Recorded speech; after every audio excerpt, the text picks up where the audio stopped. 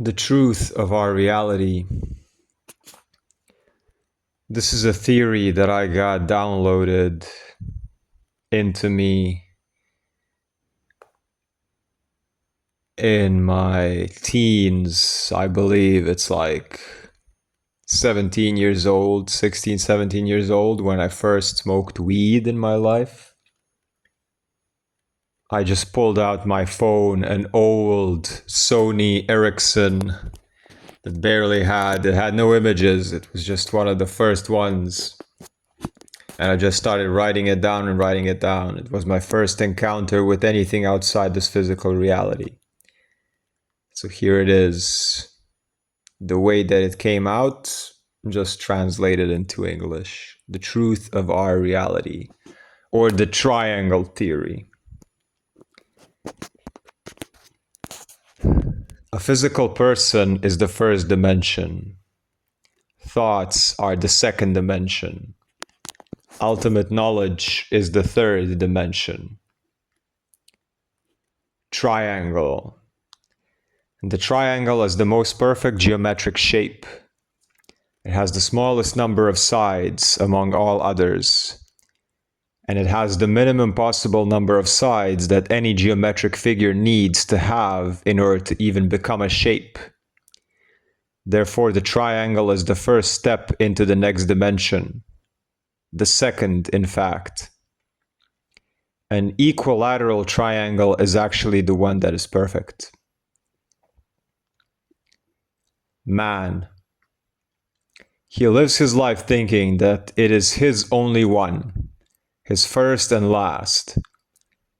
Of course, this depends on one's faith, but in this line of thought, that's irrelevant. Let's call the current life we're all living the initial life. After death, his soul, life energy, or whatever you'd like to call it, separates from the body and remains detached from reality for an unknown period of time. I imagine it as a point in time and space where I, as an individual, am aware of my existence and have the ability to think and remember, but I do not possess a body. So, the man living his initial life is represented as a point, an object or element of the first dimension. After this initial life ends and the separation I mentioned occurs, he becomes a triangle, thus entering the second dimension. With its three sides, he limits, occupies, possesses a small part of time and space. Into that space is stored the complete memory of the initial life, which we, as elements of the second dimension, are then able to review, analyze, and simply recall. For the next part to make sense, I'll start with this. At the moment of death, the universe records or copies into its infinity all life stories, all memories, all experiences of all people who lived at the same time as the person being talked about. It literally stores everything in some imaginary collection of individual consciousnesses. After that, the universe randomly selects one of those recorded lives and puts that individual in the main role. That individual then receives all the characteristics of the person whose life track he is now in. I say this to clarify how it won't happen that an individual experiences someone else's life with knowledge of their previous initial one, because that could influence the current one. He literally sees someone else's life but lives it as his own. At no moment is he aware that this has already happened, nor that there is any possibility of predicting future events. I took into account the current number of people on Earth. That number has changed since the birth of the individual and will continue to change until the moment of death. Of course, it will change afterwards too, but we cannot influence anything beyond that, so that part is not important. So, the universe's copying includes even lives that lasted very briefly or started before the person was born or ended after the person died. After living the second life, death again occurs. The life energy is once again formed into a triangle, again occupying time and space. And in that moment, the memory of the life just lived is stored. Since the individual is now freed from the body and their entire existence is based on thoughts, they have the ability to remember every detail and nuance of any life. Then the memories stored in the triangle begin to mix, and an infrastructure of universal knowledge is created. The individual then has a certain amount of time in their little corner of the universe to think about all the accumulated knowledge from the lives they have randomly experienced so far. Only in the moments between two lives does one remember all of them together. So, to clarify the intensity and value of that knowledge with some examples. At one point, the universe might select the life of George Bush or the person sitting on the throne of the Illuminati. Then the individual would learn everything they ever wondered about conspiracy theories, world control, and similar things. In another moment, the individual might firsthand experience what it feels like to stand beneath the Niagara Falls, or any other experience or piece of knowledge they likely did not live through in their initial life. They could live the life of a genius who knows everything about biology, and that would allow them to see nature in that way, in a way that they could not have seen it without such deep knowledge. You can see that the possibilities are endless. On the other, slightly more selfish side, they would also live the lives of all the people who were more or less close to them. Mainly, the emphasis is on the people with whom the individual had at least one interaction. Each one of us in everyday situations often wonders, what is going on in the head of the person that I'm talking to right now? We would know who lied to us and when in our lives. We would feel the true emotions of those people connected to events in which we ourselves participated. Empathy would become a redundant word. This process of randomly jumping between lives with pauses to reflect on all the memories collected so far would continue until the individual lives through all the lives of people who lived at the same time as them. At the moment this process ends, the individual gains ultimate knowledge of everything that occurred during their original initial life. Then the triangle filled with knowledge gains height and forms a pyramid. The individual reaches the ultimate form of existence and ascends into the third dimension. This is what I believe. And if believe is too strong a word, then let's just say I wish the universe worked this way. So the question is, are you now living your initial life? Or is this the last life that has left and randomly chosen to experience? Since you can't remember the others, there's a possibility that after this one, you will receive ultimate knowledge. Just wait and see. Interesting. It's interesting for me to read this out loud after so many years. After so many years, after I wrote this at like 16, 17 years old, smoking weed for the first time. Since then, I've had a lot of other psychedelic experiences. I also nearly died twice. One of those times I was in a coma and can't remember anything, and the other time I remember many things, and they were the other side. I can remember a voice that was light, so it wasn't a figure and it wasn't a sound. But it was a sound, and it spoke, and it was light. But it was neither. It was a combination. And I just had the transmission from it that everything that we are struggling about is so unimportant, that we are love itself, and that from the other side, we are all worthy, we are all loved, the angels and the demons, the ones killing and the ones healing. From source, we are all love. And from that point of view, everything is fine. There's no good, there's no bad. This is a playground. This is a playground. And it has no purpose other than to experience. It has no purpose other than to love and to try and to create and experience and move and play and connect with each other and then part ways, to rise and to fall, to expand and to contract, to move, and to not take it so seriously. And just that we are all good. We're all good fundamentally. Life does not operate on good and bad. Life operates on living and moving or not living.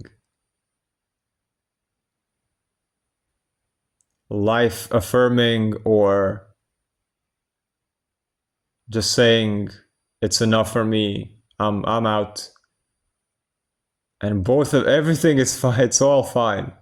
Everything is fine. Both of those are fine. Heaven and hell are right here. We got these bodies to experience this life. These bodies are like sensors, they are radars, they are compass with our senses, 5, the ones we know about, and so many more we have no idea about. So everything we feel is a sense. We're not guilty for feeling it. We're not shameful for feeling it. And other people are not as well. And your parents and my parents are not as well. And hell is not a place after this place. Heaven is not a place after this place. Heaven or hell are states of you. There's personal hell and personal heaven depending on what we want to focus on and to be in this life. They say that at the same time when there's a children's birthday party in one apartment in a building, the very next apartment, just one wall away, there could be a couple fighting and divorcing each other, or the wife is getting beaten and raped or whatever, emotionally abused, verbally abused, doesn't matter. And just one wall separates these two frequencies, these two dimensions. Children's laughter, heaven, and family abuse, the next wall, hell. Or children being born on one side of the earth, a baby boom, or twins or triplets, really healthy being born. And then you got countries right now in the world where people are dying. And this is always like that. It has always been like that. And this can give you either reality or can give you comfort that there is both heaven and hell on this earth right here, because this place is built on contrast. You gotta have both. The movie Matrix, Agent Smith said that the first instances of the Matrix were a utopia, a perfect world where everybody was happy, and he says huge amounts of humans died and were lost, and it failed as a simulation because it was too perfect and people did not have a choice. People needed, the only matrix that functioned was that if people had a choice whether they want to enjoy life or suffer, or whether they want to be a saint or a villain, or whether they want to kill or heal. Because if you don't have a choice whether you want to suffer and do damage to people, then being good towards others and compassionate and towards yourself and loving and choosing love, then it's not a choice anymore. There's no virtue in that. And you don't even know the difference. If all you ever experienced in your life was abundance and you never had any challenges to overcome, or you've never experienced this cloudy days, it's perpetual sunshine, well, you just take it for granted. It is what it is. And not only that, but nothing in nature is like that. They say in Tao Te Ching, fierce winds do not blow all morning. A downpour of rain does not last a day. Who does this? Heaven and earth. If nature is not able to sustain such actions, what more is man able to do so? Everything needs to fluctuate. So in every moment, there is a choice of personal hell and personal heaven. And I assure you, outside of this realm, there is a place. You just don't have the same instrument with which you are perceiving it. You are now in this realm to feel through all the senses that the body is capable of. And this is the thing. This is the sacred thing. It's the body, it's the senses, it's the sounds, the voice, the sights, the movement, the walking, the swimming, the touching of others, the creating of poetry and art, and building community and tending a garden. Everything that the body offers. The body is the temple, and the body is the biggest authority and the place where, if you honor it, your life is heaven. If you don't honor and listen to your body, your life is hell. If you do not listen to your body, that's when autoimmune disease kicks in. That's when stuck emotions kick in. That's where tension and stagnation and illness and ultimately death kicks in, because death is going against your nature. What the body wants, and the body wants its personal heaven. Our personal heaven is in the now moment. It's in the mundane things every day. Live your life so that washing dishes is a ritual, so that it's divine. Just being here, I get to be here. I already won the lottery of life because I am life. I'm here. This is what you say to yourself. Say this to yourself every morning. Wake up. When you wake up, I choose my personal heaven. It doesn't mean ignore the death in the world, ignore your bills, ignore your responsibilities. Everything you need to take care of and everything that comes in your field of awareness is real. However, you always have a choice.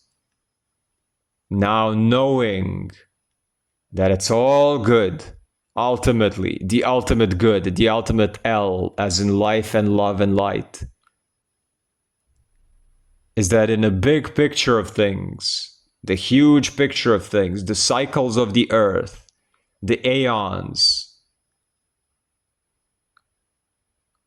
it's all worthy, it's all accepted, there are no mistakes. So knowing this, accept everything you see. And even if things are falling apart, you can still smile and be like, oh, look at all this circus. It's a divine comedy, guys. It is. And when we merge both sides, then we can feel it. It's feeling sad and happy at the same time, just like a child that can flow from crying to being happy to crying to being happy in 10 seconds. And it doesn't matter. Then he falls asleep and wakes up and it's nothing.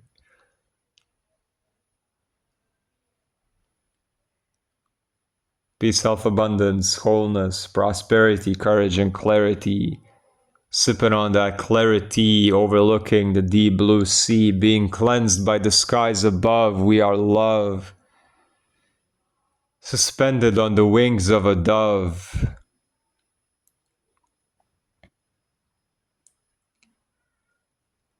All our wounds are now mended and cared. All our wisdom and joy amplifies when shared. We are one.